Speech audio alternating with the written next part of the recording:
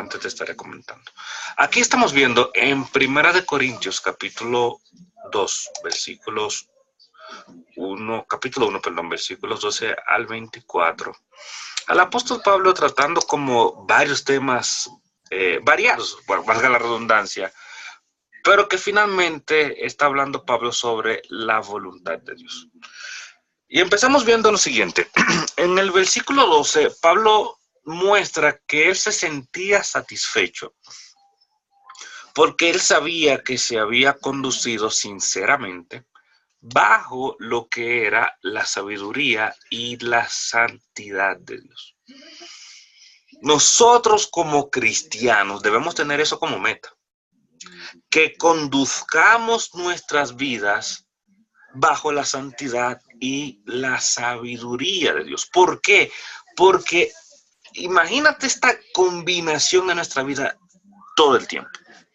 Cada palabra que yo digo, cada pensamiento que yo tengo, cada acción que yo realizo, estoy pensando bajo la sabiduría de Dios y lo hago bajo la santidad de Dios. ¿Qué implica esto? Al yo vivir bajo la sabiduría de Dios, o sea, cuando decimos bajo, es como que la sabiduría se convierte en una sombrilla debajo de mí, ¿verdad? Encima de mí, perdón, y yo estoy debajo de esa sombrilla. Cuando yo actúo bajo la sabiduría de Dios, yo voy a actuar correctamente siempre.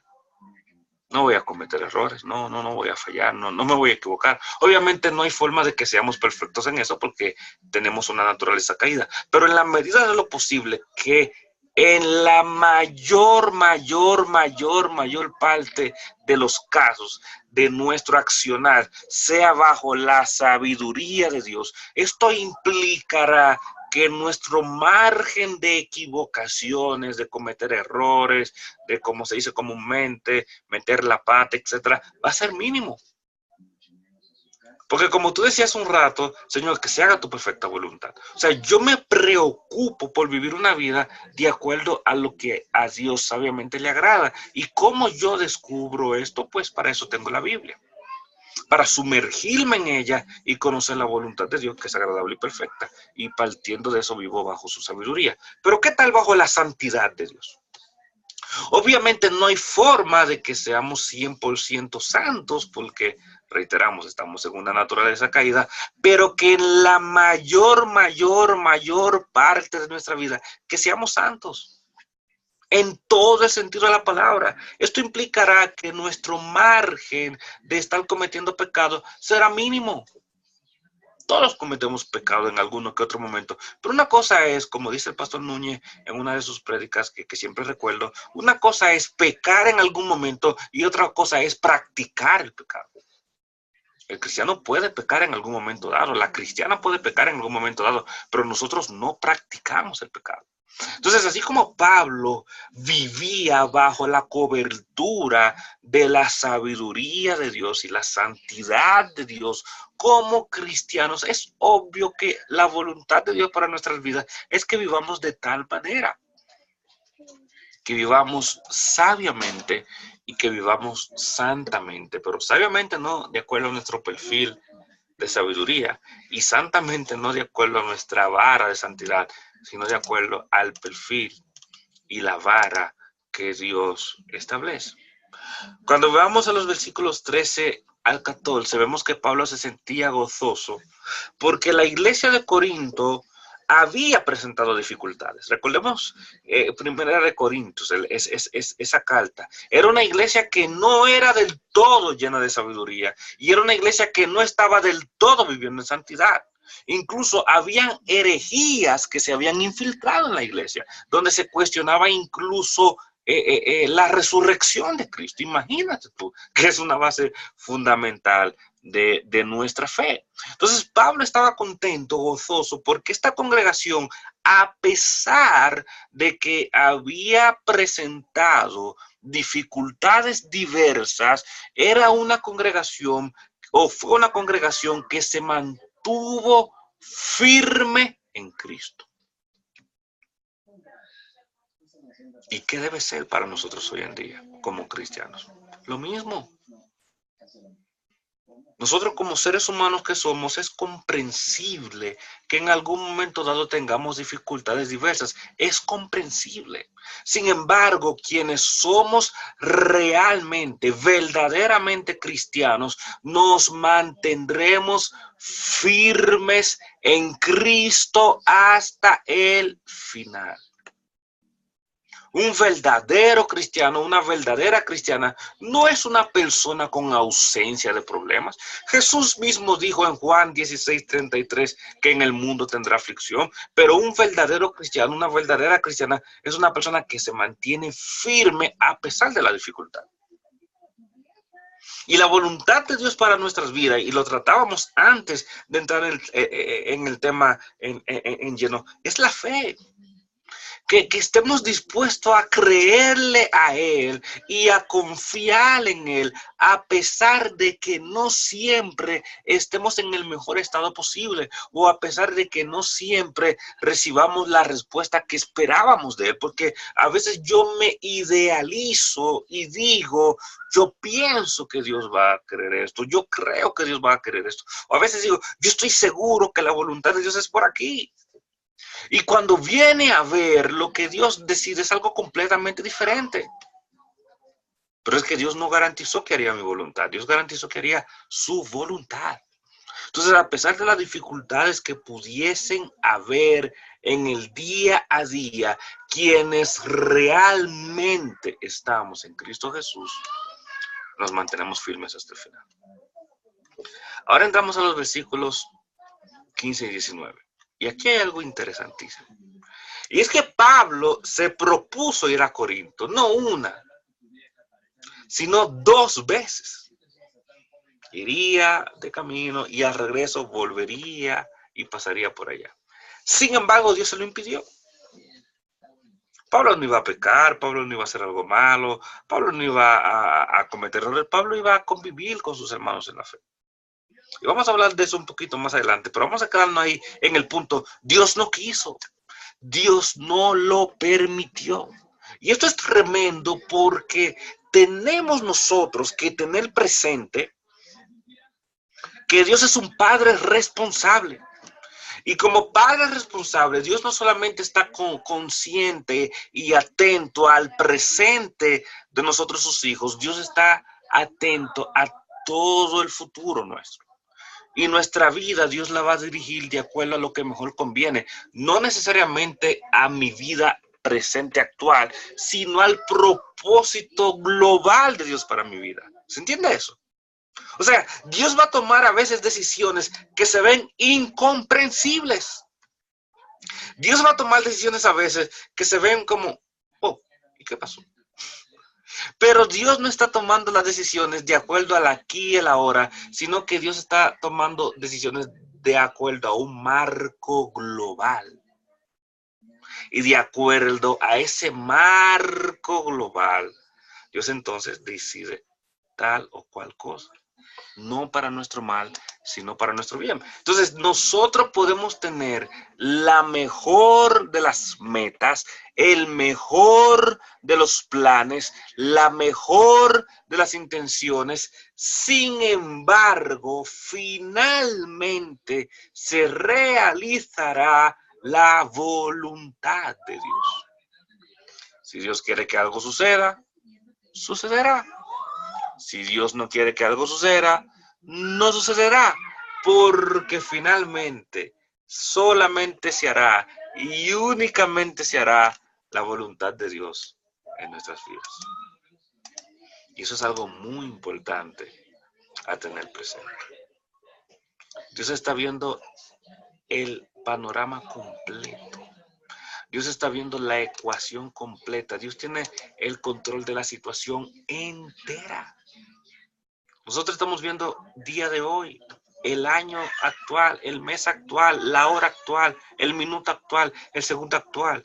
Dios es Dios de toda la eternidad. De lo que ya pasó, de lo que está pasando y de lo que pasará, que para Él es como que ya pasó porque Dios es eterno. En Dios no hay tiempo.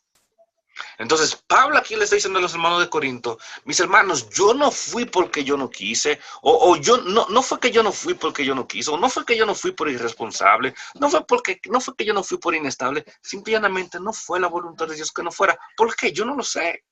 Yo no tomé la decisión en la carne, yo no tomé la decisión emocionalmente, yo tomé una decisión consciente, una decisión concreta, pensando en lo que sería mejor para todos, pero simple y llanamente Dios no quiso. Gloria a Él. Bendiciones, Virginia. Saludos hasta Costa Rica. Esperando que esté bien de bien. Por favor, confírmenos el audio a través del chat. Dios, simplemente, no quiso.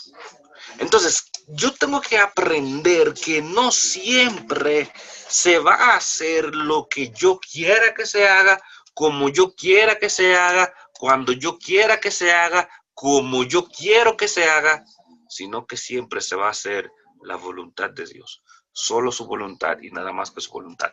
Puede ser que a veces coincidamos, que yo tuve la dicha de coincidir con Dios. No Dios conmigo, yo con Dios.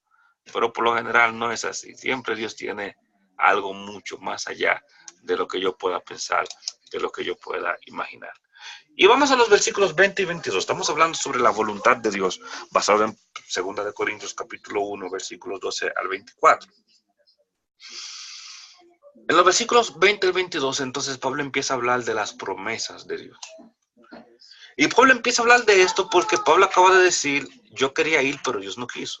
Entonces, esto no quiere decir ahora como que Dios no nos tiene presente, no se preocupa por nosotros, o estamos a la deriva, ni mucho menos. No. Dios tiene planes establecidos con nosotros, planes para nuestro bien y no para nuestro mal. Y entonces Pablo expresa en 2 de Corintios 1, versículos 20 al 22, algo importante, y es que nosotros podemos tener la seguridad, la certeza de que todas las promesas de Dios para nuestras vidas se van a cumplir. No hay una sola promesa que Dios haya hecho que no se cumplirá. Y en Cristo Jesús veremos el cumplimiento de cada una de ellas, empezando por la más importante de todas. ¿Cuál es la promesa más importante de todas? La salvación de nuestra alma. Los cristianos podemos tener la certeza de que somos salvos. Y no solamente de que somos salvos, sino que dice el apóstol Pablo que hemos sido sellados por el Espíritu Santo. Dios no solamente es que nos ha salvado en Cristo Jesús, sino que el Espíritu Santo nos ha sellado como garantía de la seguridad de la salvación. Y hay gente que no está de acuerdo con esto y no le gusta, no está de acuerdo con eso como tal. Pero es la realidad. En Cristo Jesús somos salvos y es una salvación para siempre. Dios no da nada a medias, mucho menos la salvación. Hay una garantía a través del Espíritu Santo. Ahora, eso no quiere decir que todo el mundo que está dentro de una iglesia sea realmente salvo. No, pero quienes Cristo realmente rescató de la muerte eterna, del castigo eterno, de la condenación eterna, realmente somos salvos y es una salvación para siempre. Partiendo de esa promesa que es la más trascendental de todas las promesas habidas y por haber, Dios va a cumplir cada una de las promesas que Él ha hecho. Si esa es su voluntad, ¿hay alguien que pueda violentarla? ¿Hay alguien que tenga más capacidad de que la voluntad de Dios? ¿Hay alguien que pueda llegar más allá de la voluntad de Dios? ¿Hay alguien que pueda quebrantar la voluntad de Dios? ¿Hay alguien que pueda mover la voluntad de Dios? ¿Hay alguien que pueda detener la voluntad de Dios? Nadie. Porque la voluntad de Dios es agradable y perfecta. Nadie cumple el patrón de perfección que se debe tener como Dios lo cumple. Por lo tanto, cuando Dios se propone hacer algo, y esta palabra que está diciendo aquí Pablo, es para reafirmar nuestra fe. Es para que si estamos ansiosos, desesperados, angustiados, para que tengamos paz. Porque cuando Dios dispone algo, nada ni nadie puede violentar su voluntad. empezando por Jesús que nos salvó, el Espíritu Santo que nos selló como garantía de salvación y de ahí en adelante. Y por último tenemos los versículos 23 al 24, donde vemos probablemente la razón por la cual Dios no permitió que Pablo fuese a Corinto.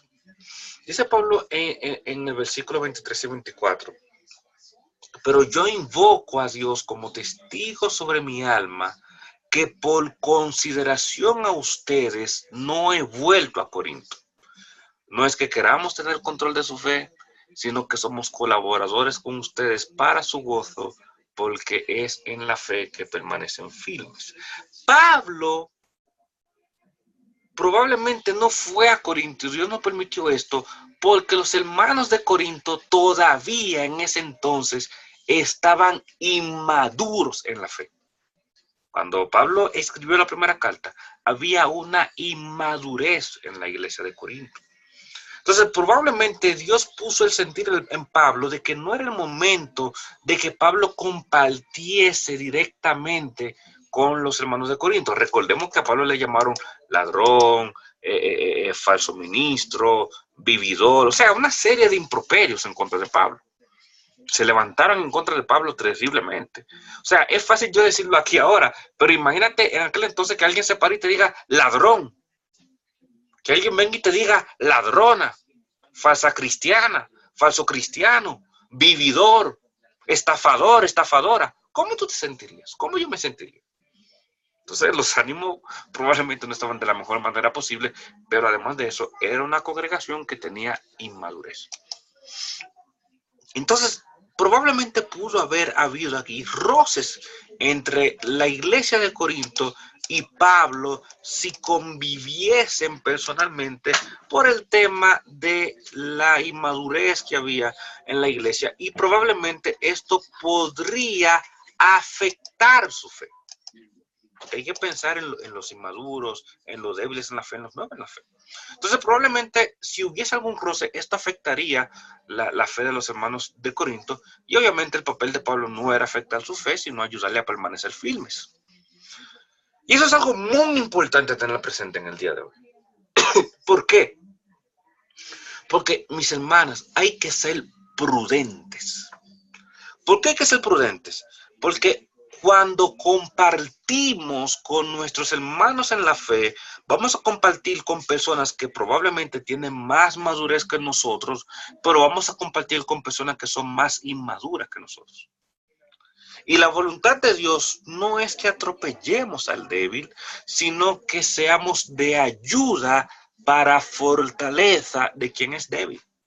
Y esto puede implicar que incluso a veces nos alejemos de cierta persona en algún momento dado de ser necesario para no afectar su fe. O sea, no es que la vamos a abandonar, sino sabes que, mira, esta persona está entrando en cierto nivel de roce que probablemente nos puede afectar a ambos. Y yo no quiero que esto no afecte, y más a tal persona por su madurez. Déjame echarme un poco para atrás, dejemos el tema ahí, para que eso no traiga más controversia. Y es lo que vemos, por ejemplo, en Romanos, capítulo 4, si mal no recuerdo, 14, perdón, Romanos capítulo 14, versículo 1. En Romanos 14, 1, ¿qué dice el mismo apóstol Pablo?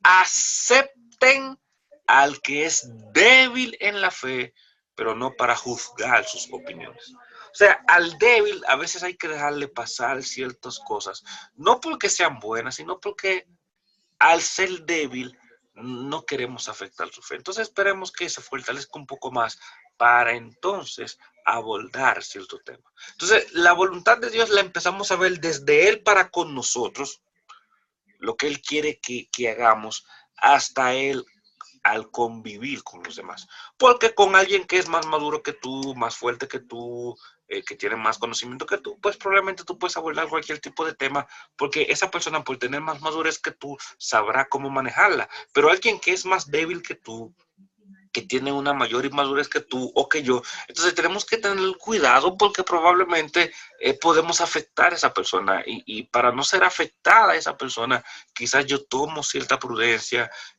yo tengo cierta forma de actuar para que su fe no se vea afectada. Damos gracias a Dios por su voluntad para con nosotros, en todo tiempo. A veces la voluntad es agradable, a veces es desagradable. Quizás para los corintios fue desagradable que Pablo no fuese con ellos en un momento dado. Pero sabes que la voluntad de Dios siempre es buena. Aunque no necesariamente nos agrade, es como un papá responsable que nos corrige. No siempre nos gusta que nos corrija, pero siempre nos conviene que nos corrija cuando estamos mal. Entonces, Dios es un padre responsable y Él siempre va a aplicar su voluntad para su gloria y para nuestro bien. Aunque no necesariamente nos guste, aunque no necesariamente sea como esperamos, pero Dios siempre lo hará para su gloria y para su bien. Que Dios nos continúe bendiciendo siempre y que su voluntad siempre sea realizada en nuestras vidas.